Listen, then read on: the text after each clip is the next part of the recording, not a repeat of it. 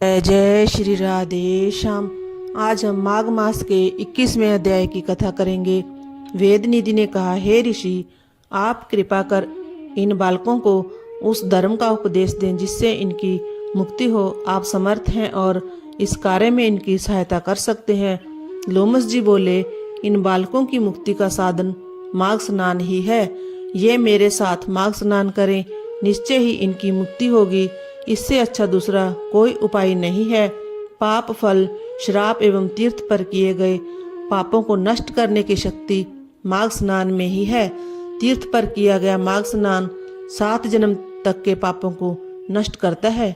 मुनि जनों का कहना है कि वे सभी पाप जिनका कोई उपाय नहीं दिखाई देता, वह माघ स्नान के द्वारा ही नष्ट हो सकते हैं। माघ मास को ज्ञानी जन पवित्रतम मास मानते हैं। इस मास में स्नान करने से निश्चय ही मोक्ष प्राप्त होता है। हिमालय के पर्वत शिखर वाले तीर्थ स्थलों पर माघ स्नान का फल अद्वितीय होता है।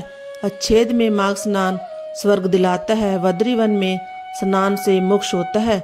नर्मदा के जल में माघ स्नान करने से पाप एवं दुखों का नाश होता है और शिवलोक प्राप्त होता है। यमुना में किया गया माघ स्नान पाप मुक्त करके सूर्यलोक में पहुंचाने वाला है। सरस्वती में स्नान करने से अधनाश होता है और ब्रह्मलोक की प्राप्ति होती है। विशाखा का माघ स्नान आवागमन से मुक्त करने वाला है। श्री गंगा जी का माघ स्नान विष्णु लोक प्राप्ति का श्रेष्ठ साधन है। तृप्ति, सरयू, गंडक, सिंधु, चंद्रभागा, कौशिकी, गोदावरी, भीमा, पयोष्णा, कृष्णा, वणिका, कावेरी, तुंगभद्रा आदि समुद्र में जाने वाली नदियों में माघ स्नान करने वाले पाप रहित होकर स्वर्ग को पाते हैं। नैमिष में स्नान से विष्णु लोक, पुष्कर में स्नान करने से ब्रह्मलोक प्राप्त होता है। कुरुक्षेत्र में स्नान करने से इंद्रलोक और देव सरोवर स्नान के द्वारा उत्तम फल प्राप्त होता है। हे विप्र, मकर के सूर्य होने पर माघ मास में स्नान करने से रुद्रगण और देव की नदी के स्नान से देवताओं की देह प्राप्त होती है। गोमती स्नान से मोक्ष एवं हेमकुंट, महाकाल, ओमकार, अमरेश्वर, नीलकंठ, अबुध आदि में स्नान द्वारा रुद्रलोक प्राप्त होता है। माघ में नदियों के संगम पर स्नान करने से जो पुण्य लाभ होता है वह सबसे श्रेष्ठ है। प्राणियों की सभी कामनाएं पूर्ण होती हैं। प्रयागराज का माघ स्नान तो बड़े भाग्य से प्राप्त होता है। इसके प्रभाव से प्राणी आवागमन के बंधन से मुक्त हो जाता है। जो 3 दिन भी माघ स्नान कर लेते हैं वह महापातकी होने पर भी नरक में नहीं जाते हैं।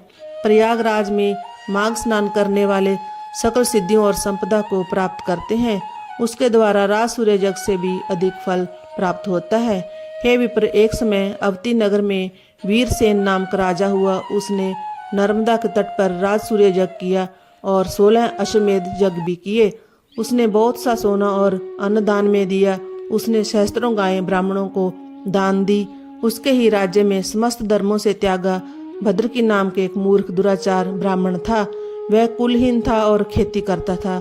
कुछ दिनों बाद जब उसका मन खेती में ना लगा तो वह आलसी बनकर घर में पड़ा रहने लगा। तब क्रोध करके भाइयों ने उसे घर से निकाल दिया।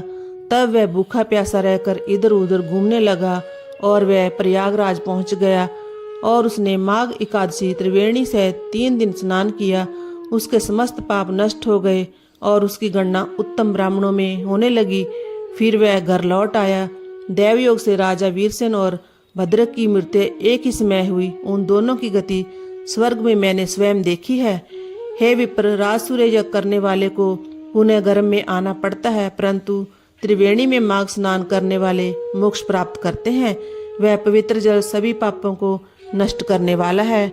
विद्वानों का कथन है कि स्नान करने वाले समस्त पापों से मुक्त होकर उत्तम गति को प्राप्त करते हैं। अब मैं तुम्हें एक पुरातन इतिहास सुनाता हूँ। इसके सुनने से पिशाच योनि में गंधर्व कन्याओं और तुम्हारे पुत्र को सुनने पर महान लाभ होगा। इस प्रकार कथा का 21वां अध्याय समाप्त हुआ। जय जय श्री राधे श्याम।